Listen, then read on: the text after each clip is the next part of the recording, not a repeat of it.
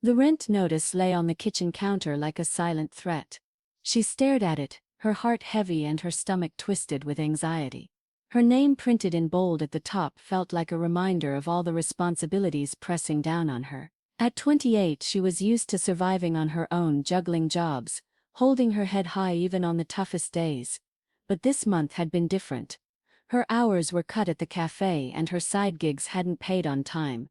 Now the rent was due and her savings weren't enough. She had never been late before, never had to explain herself to anyone. But now she was about to send a message that made her feel small. Her fingers trembled slightly as she typed, "Mr. Rowan, I'm so sorry but I need a few more days. I just need until next week. Please." The response came quicker than expected. "Let's talk in person tomorrow." She read the words over and over, unsure how to interpret them. Was he angry? Was he going to evict her? Miss Rowan had always been polite but distant. A man in his mid-40s, graying at the temples, calm voice, always dressed like someone who didn't rush for anything. He wasn't the kind of landlord who chatted or checked in often, but he'd always been fair. That night she barely slept. Scenarios played in her mind over and over. Would he serve her papers, demand something she couldn't give? The thought made her sick with dread.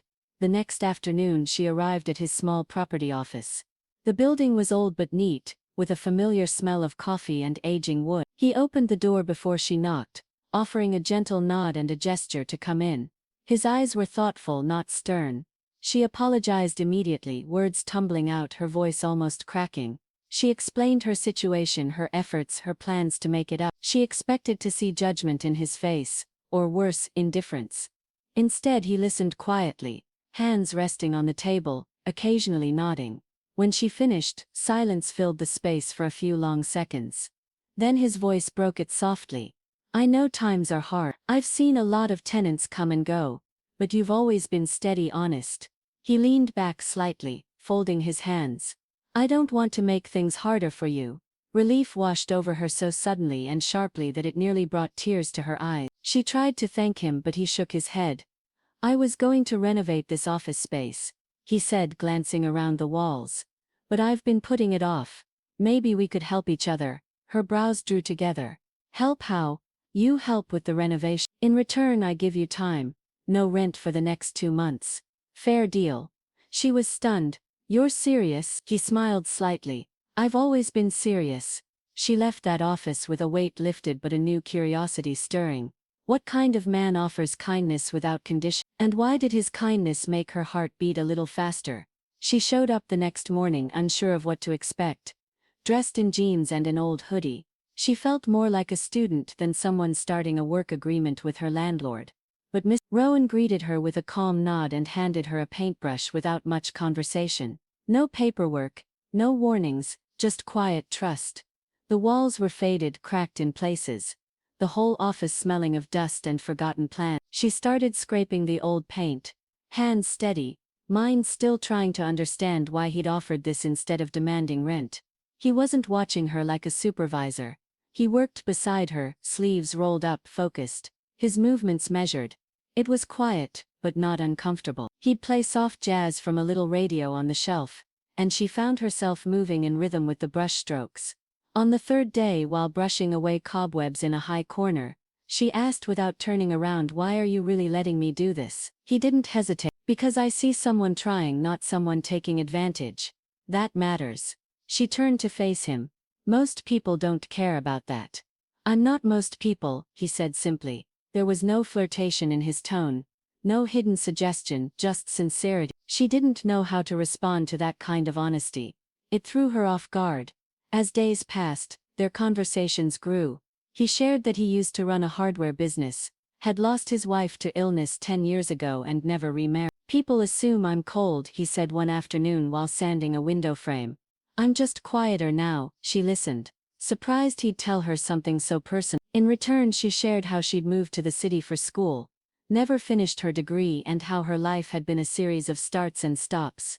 It felt strange being this open, but in his presence, there was no pressure to impress, no need to defend her failure. One evening after hours of work, she looked around the room and smiled.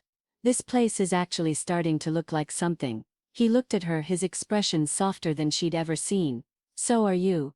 The compliment caught her off guard. It wasn't about beauty, it was about becoming. She didn't answer, just nodded and kept working. But the words stayed with her. Later that week, he brought coffee and 2 croissants. Thought you could use a break, he said, handing her the cup. Their hands brushed briefly and something in her chest shifted.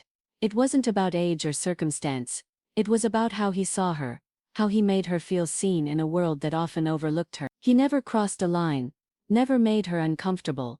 But the warmth in his eyes began to feel like something she wanted to hold on to. It wasn't the offer he made that changed things. It was the quiet way he showed her she still mattered.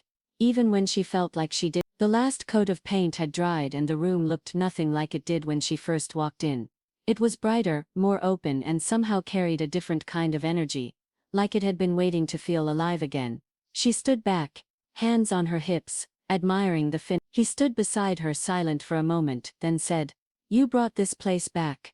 I couldn't have done it without you." She smiled genuinely. "It feels good actually, like I did something that matters." "You did," he said, his voice low but steady. There was a pause, not awkward, just full of something that neither of them had named yet. She felt it every time their eyes met. It wasn't fast or intense like the love stories she'd read. It was quiet, slow burning. The kind that grew without warning, like spring arriving without permission. They continued spending time in the office even after the work was done. She'd bring her laptop and coffee, sitting on the window ledge while he went through paperwork. Sometimes they wouldn't speak for an hour. Just the comfort of knowing someone was there. Other times they talked about small things, books, music, memories. But it was the way he listened that caught her off guard every time. Like every word she said mattered. One evening as the sun dipped low and golden light filled the room, he turned to her and said, "You remind me of who I used to be." She looked up, curious. "What do you mean?" "I used to hope more, dream more, before life got heavy. Before everything started feeling like survival." His words touched something deep inside her. "I know that feeling," she whispered. "I've spent years just trying to stay afloat." "You deserve more than that," he replied, his gaze steady. "You deserve to feel safe and seen." For the first time in years she believed. It wasn't long after that she realized her feelings had changed. What began as gratitude slowly shifted into admiration into affection. It wasn't about what he'd given her. It was who he was, kind, without expecting anything back, solid like a quiet anchor in the chaos of her life. She tried to ignore it, told herself it was just the moment, just the gratitude. But the truth stayed with her even when she tried to push it aside. One afternoon, while wiping down a shelf, she said without really planning it, "I don't think I've ever felt more like myself than I do when I'm here." He didn't look surprised. "Maybe because you're finally around someone who sees all of you." Her heart raced, but not in fear. It was the feeling of being caught. Not because she'd done something wrong, but because someone finally noticed the real her, and didn't look away.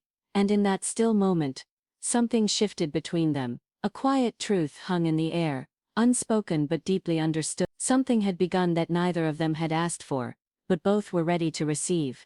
The following week, everything felt different, subtle but undeniable. The air between them held a quiet weight, one neither of them acknowledged directly. She showed up at the office every day, but now, each time she walked in, she found herself searching for his eyes, his smile. His presence felt like more than just a landlord's kindness. It felt like something else, something more personal. She couldn't figure out whether it was her own feelings shifting, or if he had quietly changed too. One evening as they were locking up after another long day of work, he asked her, "What are you doing tomorrow evening?" She was caught off guard, the sudden shift in tone making her pause. I don't know, nothing really." "Good," he said, his voice warm. "I'd like to take you out to dinner. There's a place I think you'd like." Her stomach flipped. This wasn't a favor. It wasn't about rent. It was a date. She wasn't sure how to respond, unsure if it was too soon, if she was ready. But then again, she realized maybe she had always been ready. Ready for someone to see her. Not just as a tenant. Not just as someone who needed help. But as a person worthy of more. She took a breath and nodded. "I'd like that." The night came quickly. She dressed simply but carefully, her heart beating harder than it had in a long time. She wanted to be herself, to be comfortable, but also to show him a side of her she hadn't shared before. When he arrived to pick her up, his eyes softened in a way she hadn't seen before, like he was seeing her for the first time. Dinner was effortless. They talked about everything and nothing. her favorite books, his travels, childhood memories. She found herself laughing more than she had in ages, her usual worries slipping away as he shared stories from his past, his dreams, and his quiet desires. She realized she'd never known someone who carried so much grace, someone who didn't try to impress, didn't try to show off.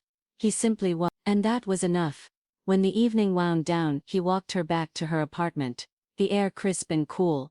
They stood in front of her door, a slight hesitation hanging between them. "I'm glad we did this," she said softly, her voice barely above a whisper. He smiled, the warmth in his eyes unmistakable. "So am I." Then without another word, he stepped closer. His hand brushed hers gently at first, testing, then settling with a quiet confidence. She didn't pull away, instead she found herself leaning in just slightly. His face was close now, and in that moment, the world around them seemed to quiet. "I don't want this to be the last time," he said, his voice low but sincere. Her breath caught in her throat. This was it, the moment where everything shifted. She had been waiting for it, even if she hadn't known how to put it into words. She smiled, her heart full of something she hadn't felt in a long time, something pure, something real.